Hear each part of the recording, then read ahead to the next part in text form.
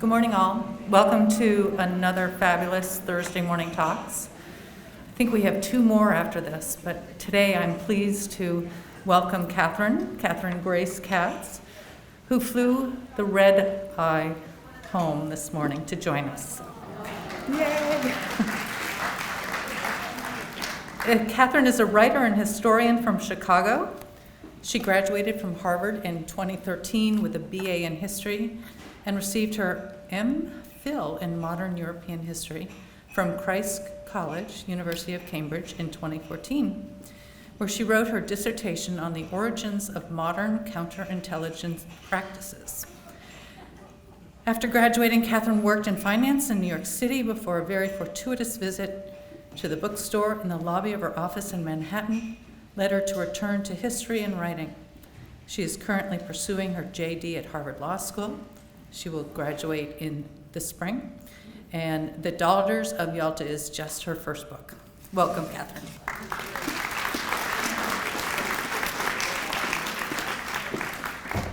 Thank you so much, Myra, and also thank you in absentia to Dale, who I was hoping to meet today, but I know she's gone. I was very fortunate to be able to take Professor Manukin's class last semester on negotiating the end of wars, which was extremely timely, and especially the opportunity to talk to all of you today, this first week of, partly into the second week of February, which spans the anniversary of the Yalta Conference. So here we are 78 years later, thinking about the Yalta Conference, the last time we negotiated an end of a war with a Russian autocrat, and now we're thinking about the same thing, and I just, the echoes of history are always around us, and so I am especially grateful for the opportunity to speak with you this morning in light of all of that.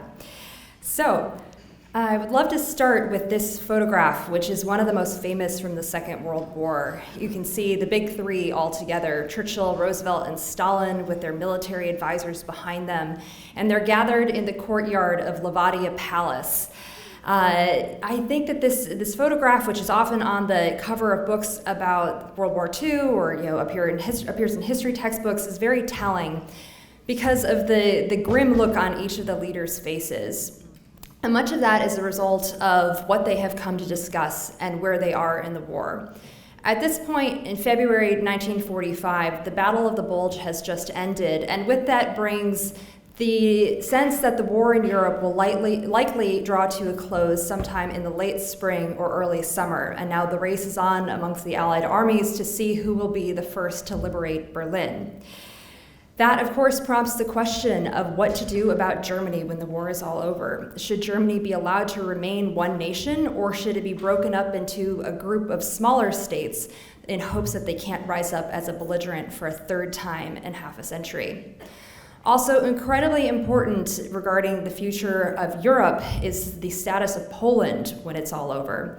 Britain went to war in defense of Polish sovereignty, and Churchill wants to make sure that when he returns to London and looks his Polish colleagues in the eye as they've been in exile in London since the beginning of the war, that he is able to tell them that they were able to secure the very thing they went to defend at the beginning of the war. Stalin, meanwhile, has some other objectives when it comes to Poland. Like the czars before him, he's very paranoid about the lack of security on the Soviet Union's western flank. The flatlands of Ukraine and Poland have been the pathway of invasion dating back to the Napoleonic era, and of course used by Hitler as well. And so Stalin wants to make sure that when the war is over, after all the sacrifices of the Red Army, that he has friendly neighbors on his borders with a sympathetic government in Poland. Roosevelt, meanwhile, has his attention more fixed on the Pacific, where the war is not as advanced quite yet. Iwo Jima has not yet happened. That occurs just after the Yalta Conference. They don't yet know if the atomic bomb will be an option. So Roosevelt is looking at the potential for a ground invasion of the Japanese home islands, which could lead to the deaths of 200,000 American soldiers. He, of course, wants to save as many American lives as possible, and to do so, he wants to draw the Soviet Union into the war in exchange for certain territorial concessions that Stalin has long had his eye on. Roosevelt is also thinking in the longer-term future about his own legacy and about a world without a major European war. He wants to succeed where Woodrow Wilson failed at the end of World War I with the League of Nations by creating an international organization dedicated to securing peace in the form of the United Nations Organization. He doesn't think that peace eternally is a likely prospect, but certainly peace in Europe for 50 years is something achievable. And he also sees the United Nations as a way of bringing the Soviet Union into the international community once the war is over and the common enemy has been defeated. So that's a little more context behind this photograph. But what I also think is so telling, and it speaks a little bit more about the exhaustion you see on their faces, is just what it physically took to get to Yalta. At this point in the war, Stalin recognizes that he holds more cards than do his allies, and so if they want to meet, they're going to have to come to him. He is paranoid about leaving his security apparatus, does not want to leave the borders of the Soviet Union. He's also very afraid of flying. Of course, he doesn't admit this and instead tells his partners that his doctors advise him against travel as it's bad for his health. The irony, of course, is that Franklin Roosevelt is actually dying of congestive heart failure at this time. He has only weeks to live. This is a great secret. No one knows just how severe it is. But Churchill and Roosevelt agree to make this Herculean journey. Churchill first flying from London to Malta, about 1,300 miles, where he's going to rendezvous with FDR, who's traveling by destroyer convoy. And very tragically, on the way to Malta, a plane carrying members of the British Foreign Office crashes off the coast of Italy, and several experts from the delegation are killed, which really casts a shadow over the beginning of the conference for the British. Roosevelt is traveling by ship. It takes a week of traversing waters where they're still sighting enemy U-boats. And once they finally make it to Malta, they then have to fly a further almost 1,400 miles to the Crimea over enemy-occupied islands where there are anti-aircraft units that shoot up the tail of one of the advanced planes en route to Yalta, where they finally land in Crimea at Saki Airfield on a runway dangerously short for the kinds of planes that they fly. And then they have to drive another 6 hours over battle-scarred roads, sometimes at no more than 20 miles an hour, before they finally arrive at Levadia Palace, completing a journey that no security advance team would ever allow their principal to make today. Levadia Palace was once the home of Tsar Nicholas II and his family, and it was their summer country retreat away from the pressures of court life, where the Tsar and his children would swim, play tennis, ride horses. The Tsarina would sell her needlework at the local bazaar, and they really were able to be a family here at Levadia Palace. But of course, all of this changed in 1917 with the Russian Revolution, when the Romanov family was brutally murdered. Levadia Palace was taken over by the Soviets and turned into a rest home for favored Soviet workers. Changed hands once again once the war broke out and the Nazis used Levadia Palace as their Crimean headquarters. Shortly before the Yalta Conference, the Soviets managed to push the Nazis out, but not before they stripped the palace of everything. All of the furniture, the dishes, the lamps, the art, literally down to the doorknobs, which they could strip out as scrap metal. The Soviets have just 3 weeks from the time all three delegations agree this is where they're going to hold the conference as the least terrible of the bad options available to them. And so the Soviets do what the Soviets do best. They throw manpower at the situation, they requisition items out of local homes, they take the contents of glamorous hotels in Moscow, like the Hotel Metropole, which you might know from Amor Towles' wonderful book, and they cart all of this 1,000 miles south to the Crimea, so the plates and the maids' uniforms and the linens have the Metropole's distinctive M emblazoned on them. The Soviets truly do a remarkable job, but they are not able to evict some of the residents who've moved in the interim, this being bed bugs. They try to dose it with a healthy spray of DDT, which we now realize was not the best idea, but of course they supplant those that they have gotten rid of with a few electronic bugs so they can listen in on their counterparts' conversations.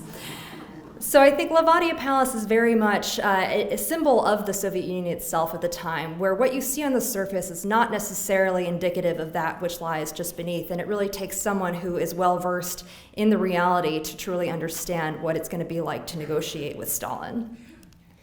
So that's a little more context behind this photograph, but what I especially love about this picture is looking at it in combination with another.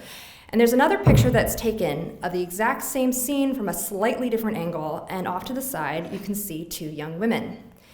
You see here in the picture are Sarah Churchill, the 30-year-old daughter of Winston Churchill, and Kathleen Harriman, the 27-year-old daughter of the American ambassador to the Soviet Union, Averell Harriman. Anna Roosevelt is just outside the frame, but you can see her in newsreel footage of the same scene. She is, of course, the president's daughter, and she is 38 years old. And seeing these two photographs in combination brought several questions to mind that I really pondered throughout the time I was working on this book. The first being, of all the people that these leaders could have brought with them to serve as their aides at this conference on the precipice between World War and Cold War, what was so unique about their daughters' skills and experiences and abilities that made them the perfect partner to be with them at this historic moment? And secondly, and perhaps more importantly, we have a tendency to put figures like Churchill or Roosevelt on a pedestal to the point that they become almost more than human, and they become difficult to relate to in the way that we all might relate to each other. But at the end of the day, they are world leaders, but they're also someone's dad. And what would it be like to be their child and to be with them in this environment of the highest stakes? So before we get to each of the daughters in turn, I want to introduce you to someone else. This is me in 3rd grade. I think you can tell that from an early age I was going to be historically inclined. This is taken from a day that my 3rd grade class got to go and spend at a pioneer schoolhouse where we got to dress up like pioneers. I grew up just north of Chicago in Winnetka, Illinois, and so the study of pioneers and local history was very important. And so we had this chance to live like pioneer children for a day, cook a pioneer meal, go to a pioneer school, and this idea of putting myself in the shoes of the people who came before me really stayed with me, although I will admit that I did occasionally wear the same outfit when I had no particular reason to do so, just because I wanted to be Laura Ingalls from Little House on the Prairie. I was really fortunate to grow up in a family of readers. My mom read to us continuously from the time I was tiny. She would read to us every night before bed. We'd spend hours reading on the porch in the summertime, and she would read everything from English children's classics to Little House to Harry Potter, the Chronicles of Narnia, and I think that this gave me an opportunity to develop a healthy imagination from the time I was small. I also had a very close relationship with my grandfather, who served as an officer in the Navy during World War II. He actually did his naval officer's training and Harvard Business School in 15 months during the war. And so it's fun to think of he and my grandmother here in this area at that time. But I used to chase him around with a pad of paper, sort of as the family's self-appointed historian from the age of 7 or 8, to ask him about growing up in Montana during the Great Depression and then serving in the war. And through these conversations I had with him, I really developed a love for movies like The Sound of Music and White Christmas and The Great Escape, all tales that are set during World War II. And so I think that there was a clear theme that was established from the time I was little. So it was probably a surprise to no one that when I came to Harvard as an undergrad, I decided to study history. This is a picture from the morning I turned in my senior thesis.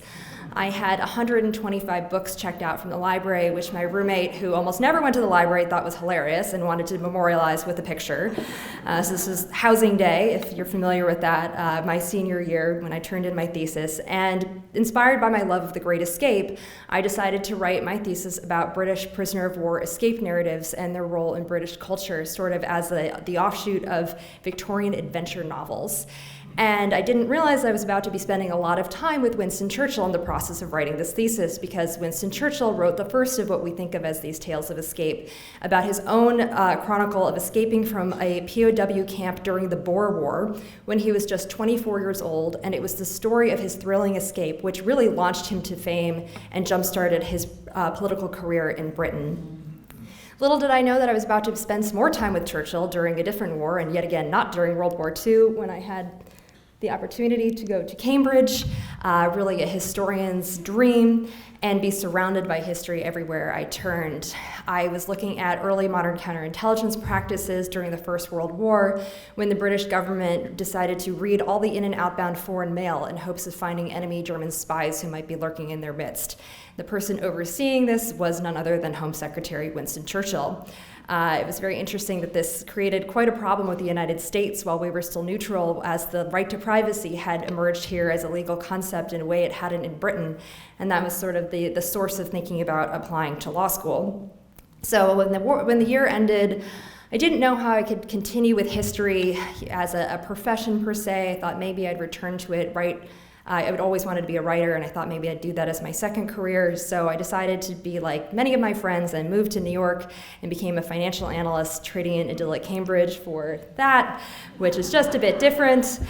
But little did I know that circumstances were about to intervene in ways I couldn't imagine at the time, because in the lobby of my office in Midtown in Manhattan was a bookstore called Chartwell Booksellers, named after Winston Churchill's country home. It's the only bookstore in the world, as I understand, that specializes in books by and about Winston Churchill. And so I'd find myself on afternoons just sort of wandering into the bookstore and chatting with the owner about history, Churchill-related and not Churchill-related. And whenever I just couldn't take the Excel modeling anymore, I'd tell my colleagues I was going to get a coffee, but I was really sneaking into the bookstore. And before long, the owner of the bookstore suggested I should meet a group called the International Churchill Society, which was made up of scholars and academics, but professionals of all different pursuits who really just wanted to encourage the study of history, careers for young people in foreign affairs, and public leadership and public service in the spirit of Winston Churchill. They were actually having a dinner across the street from my office featuring Madeleine Albright as the keynote speaker.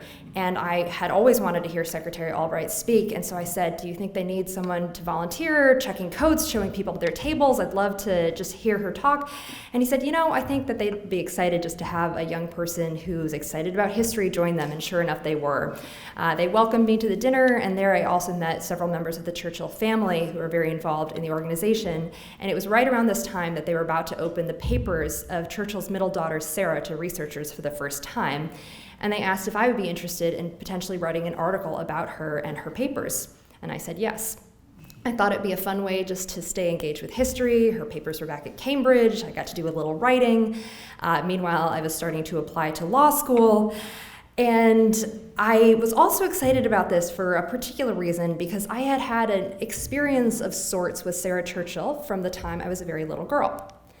My family goes to the cloister at Sea Island in Georgia every summer, and every summer since I was a baby, I've walked past this picture of Sarah Churchill in Sea Island on her wedding day in 1949, where she had eloped with her second husband. Very scandalous. And so I had always imagined, I wanted to know more about her life. I'd wondered what she was like, and here was my opportunity to find out. What I think people associate Sarah Churchill with today, if they know her at all, is the fact that she had been an actress and a dancer. She starred in a movie with Fred Astaire called Royal Wedding in 1951 and hosted the show Hallmark Hall of Fame. But I was really fascinated by Sarah's relationship with her father and the way that the two of them were so alike. From the time Sarah was a little girl, she had an intuitive understanding of the way her father's mind worked. And a lot of this was fostered by the hours they would spend together in the garden, where Winston would be engaged in one of his favorite pastimes, which was bricklaying, which he would do to relax. And Sarah would be out there in the garden with him as his chosen second mate, and she'd hand him bricks, mix the cement, maintain the plumb line. They would chat. They'd have, this time of contemplative silence. And through these hours she spent with her father in the garden, she came to understand the way his brain worked. She said that she could walk in silent step with him. Even if he wasn't speaking, she knew exactly what he was thinking. Temperamentally, she was also so much like him. She wanted to make a name for herself on her own terms, much as he had, but being a woman of her situation at that time, there were not many career paths that would have occurred to her to pursue. They wouldn't have been open to her. I think that she was probably the Churchill child best suited to following him into politics, but that path was not something she envisioned then. And she did think, though, that there was something that she could do, and she could potentially become an actress. This would have been very scandalous to many similarly situated parents at the time, but I think it was perhaps less scandalous to Churchill, who'd been broken in a bit by his own mother, the American debutante Jenny Jerome, who wrote plays for London's West End. She was rumored to have had scores of lovers, and even more scandalously, she had a snake tattooed around her wrist. So just becoming an actress was rather tame by comparison. Sarah did become an actress and very quickly fell in love with the star of her first show, a man named Vic Oliver, who was significantly older than she was, divorced, and an Austrian citizen. It was the Austrian citizen component that Winston was most concerned about because he was seeing the winds of change brewing on the European continent, and he worried what might happen if a war broke out and Sarah was married to an Austrian citizen. But she was in love, they decided to elope, ran off to New York, and this was really the first time she and her father had ever had a falling out. The marriage unfortunately broke down rather quickly, and this coincided with the beginning of the war and her father's time as prime minister. Sarah decided to do her bit for her country and joined the women's branch of the Royal Air Force as an aerial reconnaissance intelligence officer. And this also allowed her to develop a relationship with her father again, now even stronger after this time that they'd had slightly at odds. Sarah's job was fascinating. She would take the photographs that had been taken by recon pilots thousands of feet in the sky and make intelligence assessments, looking at enemy harbors and determining the kinds of ships that were there based on the shadows they cast, looking at fields that had been trampled and assessing whether it was enemy troop movements or just some cows that had been grazing. One of my favorite stories about Sarah and Winston from World War II occurred one weekend when Sarah rode home on a motorcycle on leave, and she got there just in time for dinner and ran up to see her father, who was dressing for dinner and meticulously brushing the 2 or 3 hairs that remained on top of his head. And he says to her very seriously, "At this moment go sailing towards the Mediterranean 542 ships." It was the beginning of Operation Torch, the invasion of North Africa. And Sarah said, "Actually, Papa, I believe it's 543 ships. And he said, "How do you know that?" And she said, "Well, I've only been working on it for months." And he said, "Why didn't you tell me?" And she says, "I do believe there's such a thing called security." Winston was very charmed by this and also very impressed by the contributions she was making. And so he immediately went downstairs to dinner to brag to the dinner's guest of honor that evening, who happened to be Eleanor Roosevelt. Eleanor was similarly charmed by the prime minister's pride in his daughter, and she then went and told the papers this little anecdote the next day. Sarah got back to base after the end of the weekend and was immediately hauled in front of her superiors, who demanded to know who had told the papers about this, who had leaked this to Mrs. Roosevelt and the press. And she could only say, "I'm so sorry, but it was my father, the prime minister, and there was really nothing anyone could do about it." Oops. And gesticulating wildly, apparently I moved too fast on the slides. Go back. Okay. Early in the war, Winston and Clementine Churchill agreed that when he traveled abroad for meetings with Roosevelt and Stalin, someone from the family should go with him, really as a protector and confidant of sorts. And for many reasons, Sarah was the perfect person to go with him when he went to the Tehran Conference in 1943, the first time the 3 Allied leaders all met together. And there were several reasons that Sarah was the perfect choice. As an actress, she was really very well suited to diplomacy, as there are many similarities between the 2 careers. Being able to deliver subtle, nuanced messages, interpreting things that are somewhat left unsaid, being able to drop hints of things, interpret body language. And she was really very well suited for this with her acting experience. She was also in the military, so she understood the military components of what was at stake. And she had this intuitive grasp of the way her father thought, which would be invaluable to him behind closed doors at 2 o'clock in the morning when he could say what he really felt about the conference negotiations. But perhaps most importantly to him, she was also a beautiful writer. She had much of her father's lyrical voice in her, and she knew that he would want to later chronicle his World War II experience as he had writing memoirs after World War I, and that the letters that she would write home to her mother Clementine would someday go into these official histories that he would later write, which is quite fascinating. Sarah carried out her duties with aplomb as a daughter diplomat, and while she was there, 2 other fathers took note of just how valuable this unique role of a daughter diplomat could be. The first of these was Averell Harriman, who had just become the American ambassador to the Soviet Union. He was dashing and handsome. He was the 4th richest man in America at the time, with a fortune made from serving as chairman as Union Pacific Railroad. He owned Newsweek magazine. He had founded Brown Brothers Harriman. He owned shipping conglomerates, manganese mine investments all over the world. And he had 2 daughters, Mary and Kathleen, but for much of their young life, he was so busy chasing these business adventures around the world that he really was not terribly involved with them. He and his wife divorced when they were small, and he really only came back into their lives in a meaningful way once they were teenagers. And their mother had died by then, and he wrote his daughters a letter and said, "I know I can never be a warm and fuzzy father, essentially, that just was not in his makeup. But he said to them, I do believe that we could become the best and finest of friends." And he made them an offer that was very unusual for a man in his position at the time, and he offered them the opportunity, if it was interesting to them, to come and partake in his world of business. His older daughter, Mary, was not terribly interested, but his younger daughter, Kathleen, was, and she jumped at the chance to be part of her father's world. She decided to spend her college vacations with him in Sun Valley in Idaho, which was the first glamorous American ski resort, which Averell Harriman had created after the 1928 Winter Olympics when Americans caught the ski craze, really as a way of bringing Americans to increase the ridership of his trains out west by giving them a destination to go to. Kathleen was incredibly adventurous and a great athlete, much like her father was. She was an expert equestrian, a crack shot, and through her time with her father at Sun Valley, she became an Olympic-level skier. She was actually the alternate for what became the canceled 1940 Winter Olympics. And while she was in Sun Valley with her father, she would help him with all areas of managing the resort, public relations, intel on other resorts popping up in the area, assessing slope conditions, looking after high-profile guests like Ernest Hemingway. And through these times that they spent at Sun Valley, they developed this really interesting partnership, almost like business colleagues in a way, more than father and daughter, which was really unusual but quite interesting. This doesn't seem to want to go. There, stay. Somewhat after this time, Averell Harriman actually decided to leave his business career largely on hold when his sister, Mary Harriman Rumsey, joined the New Deal administration. Harriman had originally been a Republican, but his sister had become very involved with FDR and his efforts during the Great Depression, and so she convinced her brother to come and join her in the New Deal administration. She was the second highest-ranking woman after Frances Perkins, and he ended up doing so, became a Democrat along the way, and also became very close friends with Harry Hopkins, who was FDR's longtime right-hand man.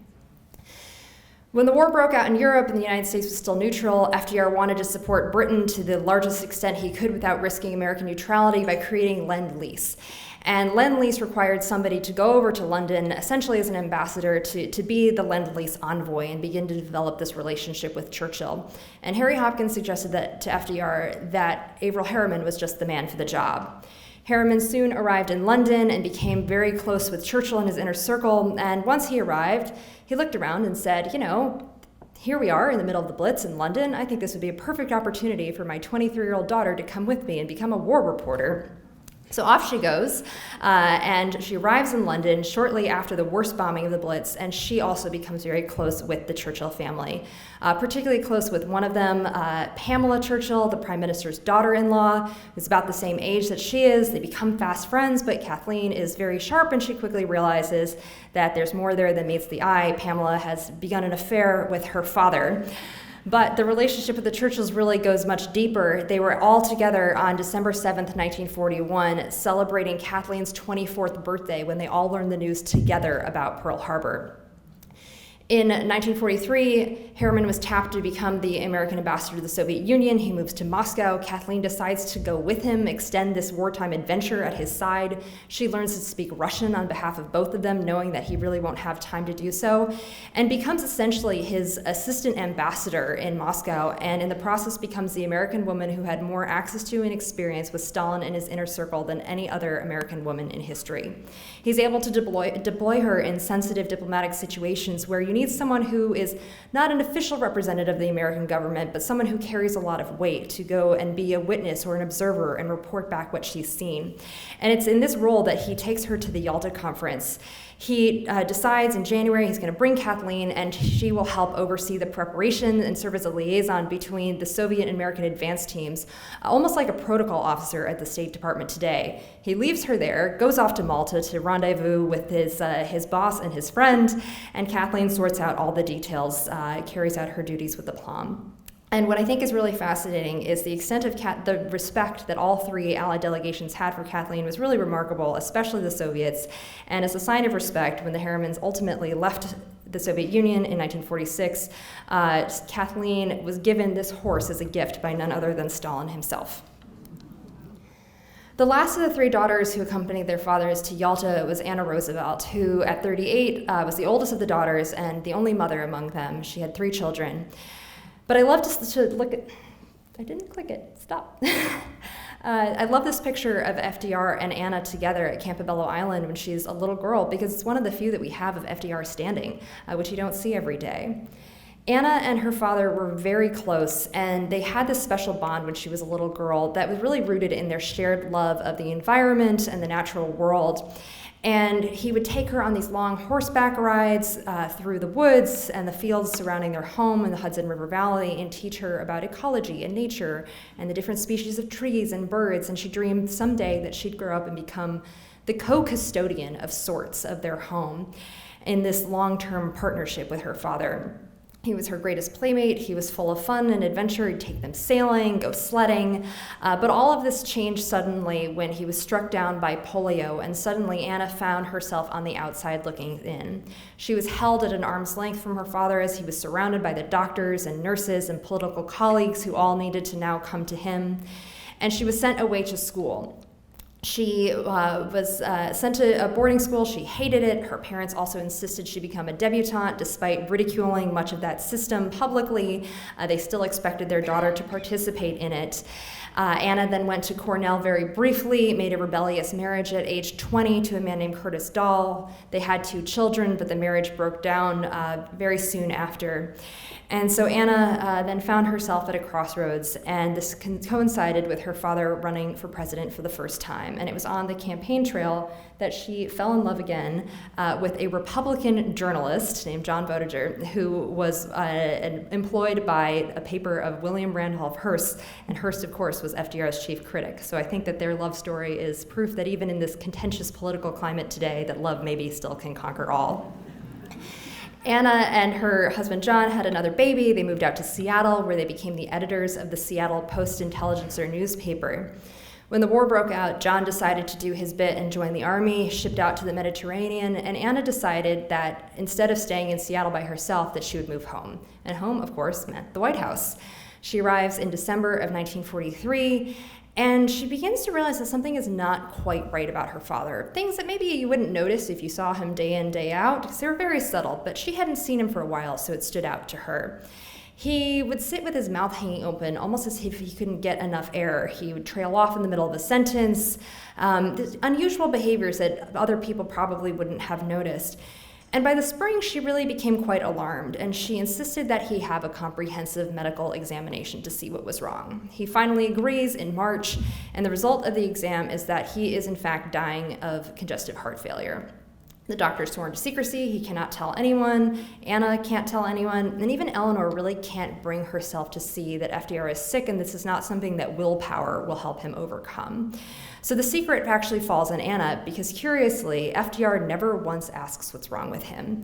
And you can imagine, perhaps, this sense of your own mortality is just too much to contend with as you're thinking about trying to win a war. So Anna becomes the gatekeeper of this secret, along with another secret that she knows will be incredibly damaging to her parents' relationship and very hurtful to her mother, and that is that her father has resumed his relationship and friendship, and perhaps more, with a woman named Lucy Mercer, with whom he had had an affair when Anna was a little girl.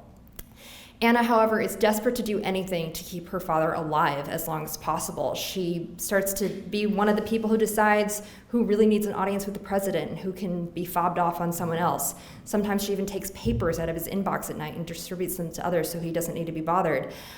He's only supposed to be working 4 hours a day, which is really not realistic for a president, let alone a wartime president. And this even goes so far as to try to help him find any snatches of rest and relaxation she can, including by giving him time with Lucy Mercer and covering up for this relationship, if this is the only thing that will help him rest and see him through to the end of the war. Anna had long wanted to accompany her father on one of his wartime travels, but she was always rebuffed, and he took one of his sons instead, one of her 4 younger brothers, who was really there to help him stand and move and be a physical supporter of sorts. But there was never a good reason why she couldn't come too. And very interestingly, Anna and Eleanor write to each other after they've both been rebuffed about coming with him. And despite, we think of FDR as being a very progressive figure and supporter of women, they write to each other that FDR thinks that most women should be content to keep the home fires burning, and only a troublesome female should be appeased from time to time when they really become too much to deal with otherwise, which is quite surprising when you think of FDR's legacy. But finally, in January of 1945, Even though FDR doesn't know what's wrong with him, he knows that something isn't right and that Anna is doing something to protect him. So he writes to his friend Winston Churchill and says, "If you're thinking of bringing your daughter Sarah to serve as your aide at this conference, I think I might bring my daughter Anna." So Anna finally gets her chance to recover this closeness that she had remembered with her father from when she was a little girl and be the person who is indispensable to him at these most important moments. But she knows that this is something that is fleeting, and it will likely be the last time she can spend with him as he is about to die. I'm sorry to interrupt you, but if someone who has a black Mercedes, the trash man needs you to move your car. There might be several cars meeting that Sorry. description. Maybe.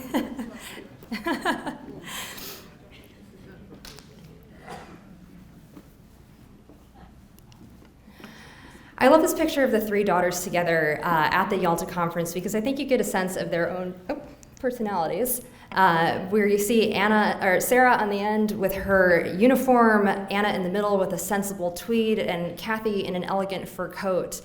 And you can see them together kind of united in this role as daughter diplomats, where they're not there as an official member of the delegation like someone from the State Department or the Foreign Office, but they speak with the weight of their fathers behind them.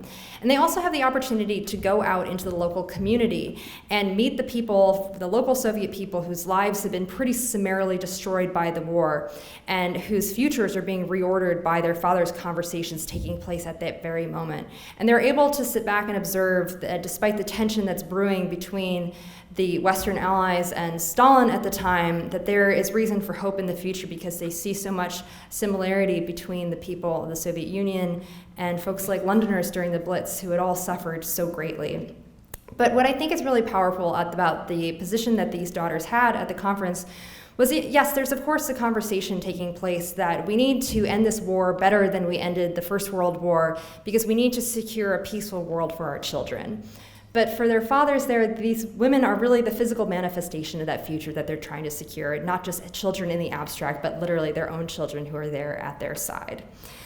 I also think that the story of the daughters at the Yalta Conference is a great reminder. Sometimes I think people have some apprehension about history. They think these grand affairs of statesmanship and relations between nations and leaders is so far removed from their own lives and experiences that they can't relate to it.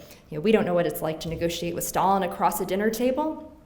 What could we possibly understand and relate to? But I think that it just goes to show that even though we may not know what that feels like, these people are still fundamentally also and always part of a family.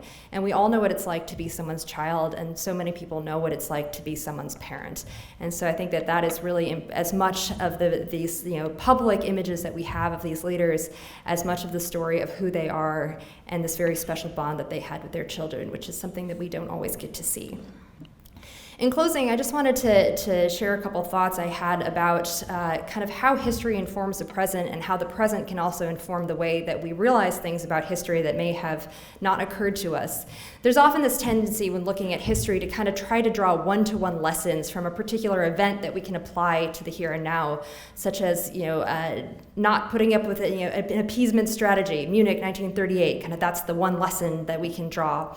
But really, I think events in our own time often reveal different things that we may not have associated with these events. One thing I thought about a lot while I was writing this was about what's the appropriate role for the unelected family members of an elected official to play in their public duties.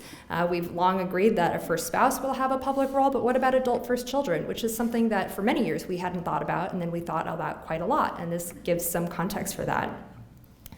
Also, the commitment that FDR and Churchill made to meeting with Stalin, to traveling all the way in this Herculean effort to get to the Soviet Union, just goes to show the importance of in-person diplomacy and having meetings together with your counterpart if you can look them directly in the eye and read their body language, and also the insistence that FDR had in making the United Nations a priority by creating this forum for diplomats around the world to come together and expedite diplomacy and negotiation. So while we spent a lot of time apart and on Zoom, I think there really is no substitute for in-person conversations, which was very important to all of them.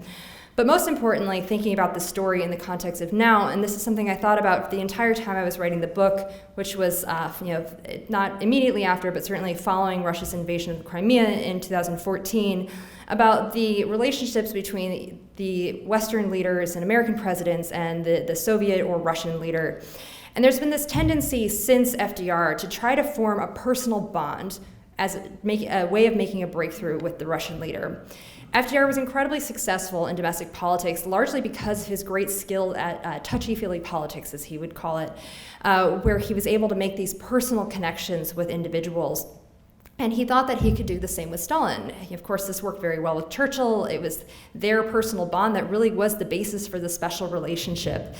And so he decided that he could do this with Stalin too, and unfortunately he thought that if he had other experts, such as from the State Department, that they would get in the way of this blossoming personal relationship. And so unfortunately experts like Chip Bolin, who was really sidelined only as an interpreter, and George Kennan, who was left behind in Moscow, were not there to advise FDR at a time that could have been critical.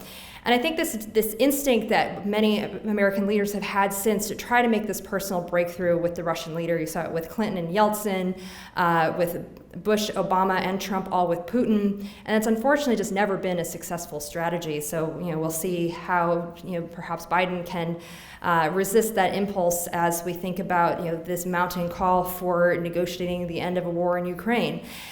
And it's also just really fascinating to think about the last time that we negotiated with a Russian autocrat and the willingness or lack thereof of the Soviets and the Russians today to keep agreements.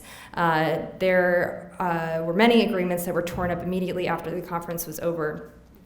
But one of the things that I thought was perhaps the most intriguing piece of archival material I found while I was doing the research was a letter that was written from George Kennan to the Secretary of State, Edward Stettinius. And Stettinius had just recently become Secretary of State, and so he reached out to Kennan, who is Harriman's #2 in Moscow, to ask, what can you tell me about the Soviet counterparts we'll be meeting with? Any biographical information so we can try to build these bonds with them. And he said in exchange, in return, unfortunately, I can't really give you anything useful because any information we have is likely fake. Their real biographies only come out in their obituaries when they're no longer of use to anyone. And don't be persuaded that invitations to dinner or rounds of golf essentially will change a Soviet bureaucrat induce them to be more friendly in negotiating with you. There are their personal opinions, which remain entirely out of the realm of the negotiations. It's entirely all about what is in the best interest of the state. And whether Stalin likes or respects FDR, it's not really going to matter at the end of the day. And I do believe Stalin liked and admired FDR enormously. But it really did not change the way that he was going to approach negotiating his objectives at the end of this war.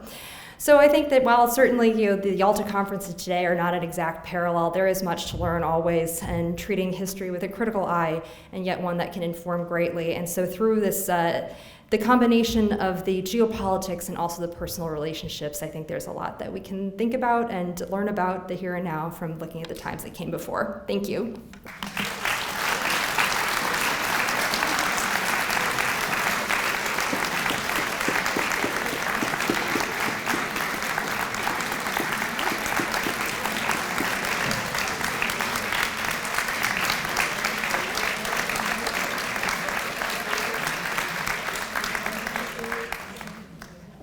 I think we have time for some questions. Some mics are going around. Great.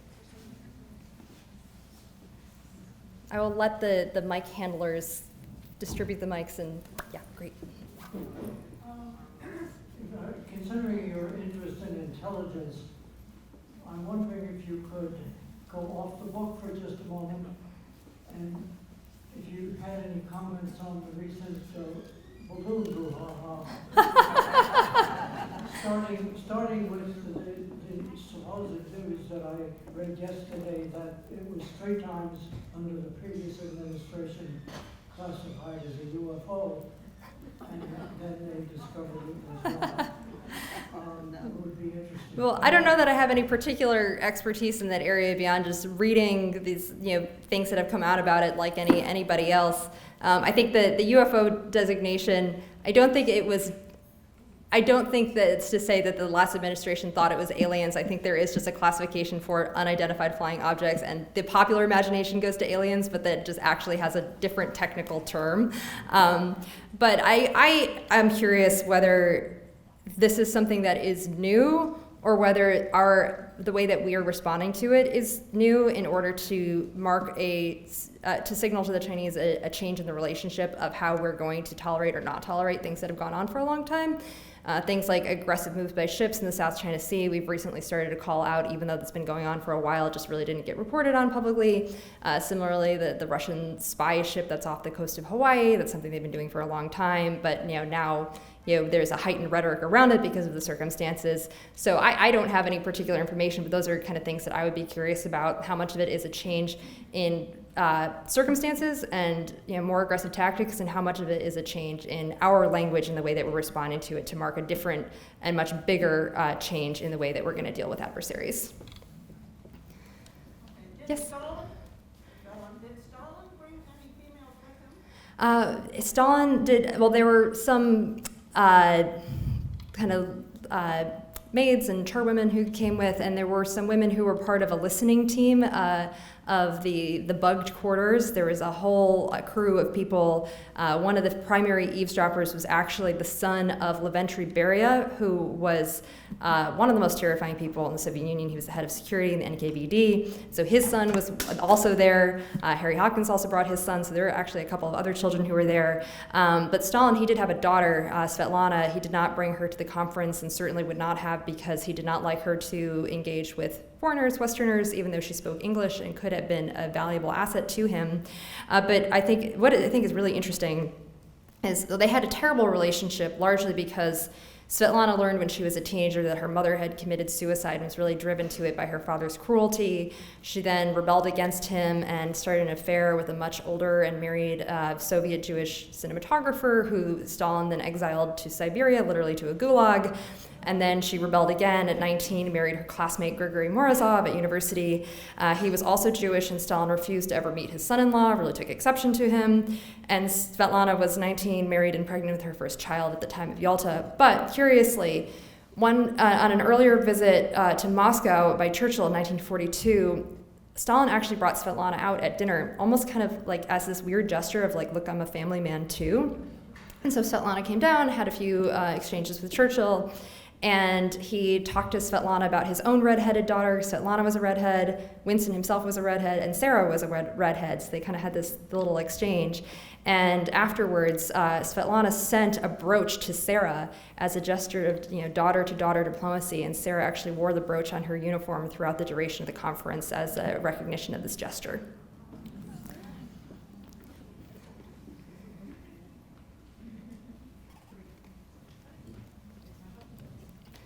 Is it on? Yeah. So what is going to be your next book? Well, I have to pass the bar exam first, so that's unfortunately getting in the way. But I really love these stories that are sort of representative of a slice of time, where you can see the world changing very quickly in just a few days through an event that brings characters that might not all be in the same room together. And you see kind of these like accelerations of history in these moments. So I've always been really interested in the late 1930s, kind of before Munich. I think there's often this tendency to look at kind of the 1930s from the kind of domestic economic perspective, and then the late 30s from the foreign policy perspective. But there's sort of a gap in between where we don't hear those two camps kind of talking to each other. So there's some things in there that I'm really curious to learn more about and that I'd really love to explore.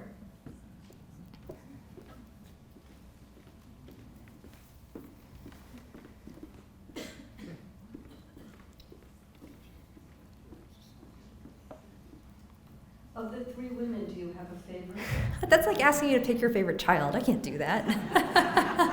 No, I mean, they each were really different, and so they were so refreshing to write about each of them because they had distinct voices and personalities. Sarah was the one I got to know first. I almost thought of her as like the conscience of the conference in a way, because she was so perceptive and astute, such a beautiful writer, and she really understood the situation and what was truly at stake for the future. And so I was just really impressed with her. Kathy Harriman is dynamic and fun and adventurous, and she's kind of this modern gal that I think women today really connect with and aspire to be like.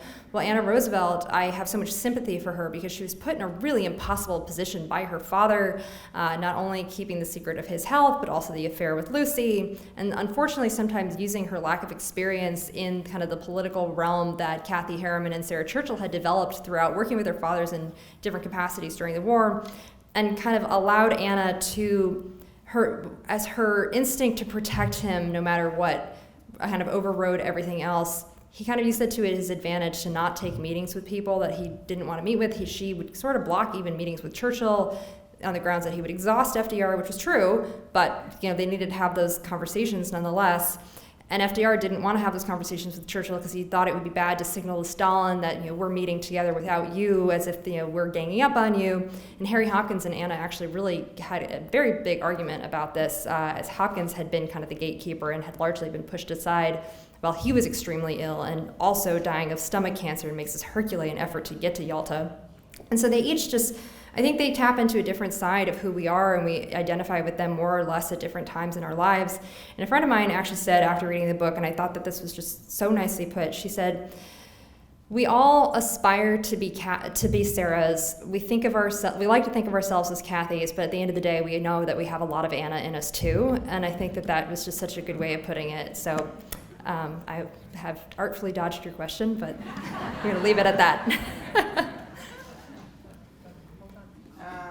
In view of Roosevelt's very weak condition, wouldn't it have been a good idea to include Harry Truman in that? He had hardly even become vice president yet.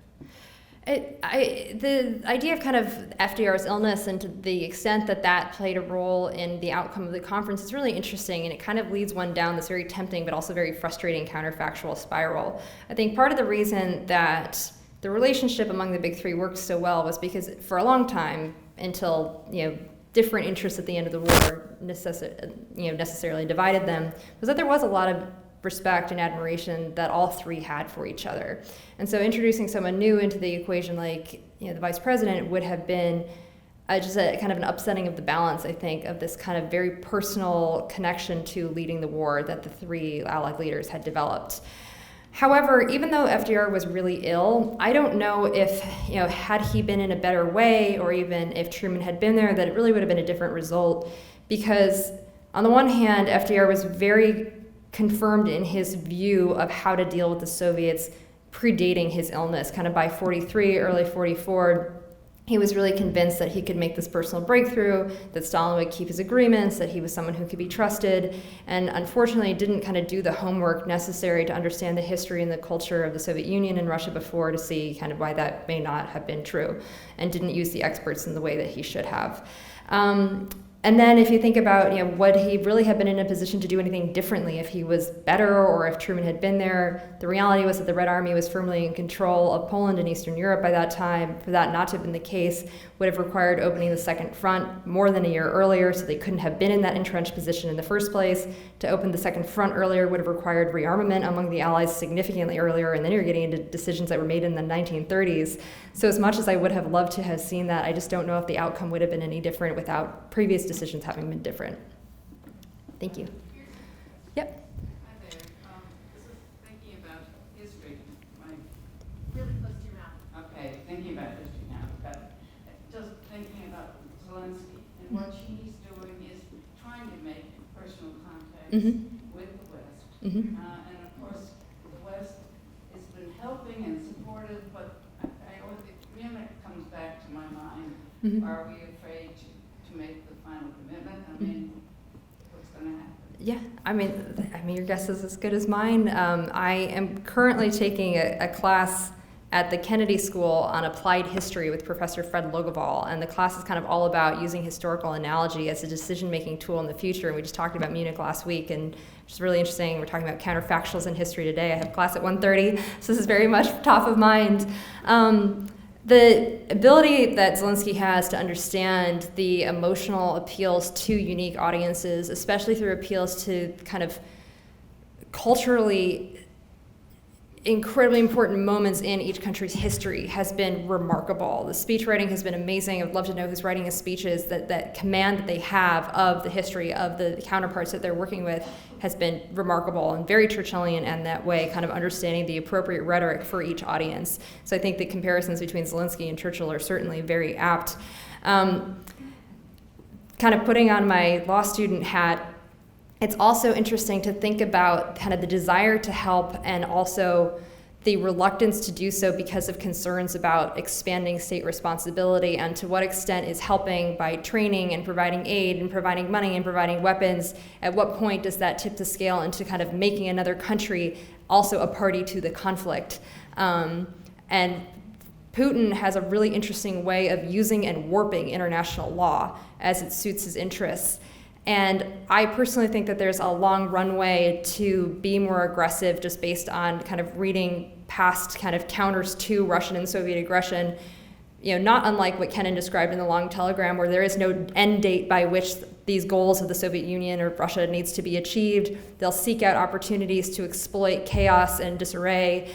And when they meet stiff aggression, they'll recede and seek out a new place to find that kind of as like a efficiency and like energy resource saving move, which is interesting to think about whether that still holds true today.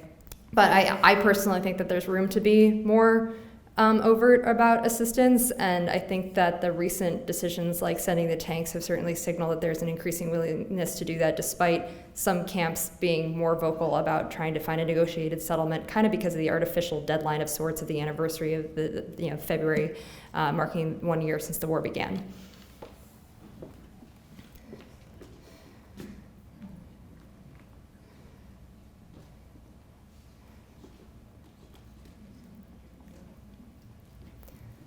Thank you very much for all you've given us this morning.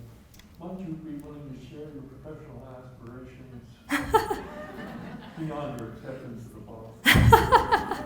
Well, I certainly first and foremost consider myself a writer and historian, and I fully intend to write many more books during my career while practicing law, maybe not practicing law, we'll see. I'm going to go work for Freshfields in Washington, D.C. in the fall, a great British law firm. The international aspects of their practice is really intriguing and a little bit different than a lot of people go into. They've also been very supportive of me continuing to write and have agreed to kind of give me either leave of absence time or reduced hours to be able to continue doing that. So it really is kind of the best of both worlds. I've always been really interested also in kind of the combination of history, law, and foreign policy, and maybe that's something down the road, once I have more experience, maybe there'd be interesting opportunities to explore there if I were ever so lucky. But I'm also excited there are film things happening with Daughters of Yalta, so maybe I'll get to be a producer, which would be really fun. I think there are a couple different paths, but writing will always be at the heart of what I see myself doing. Thank you.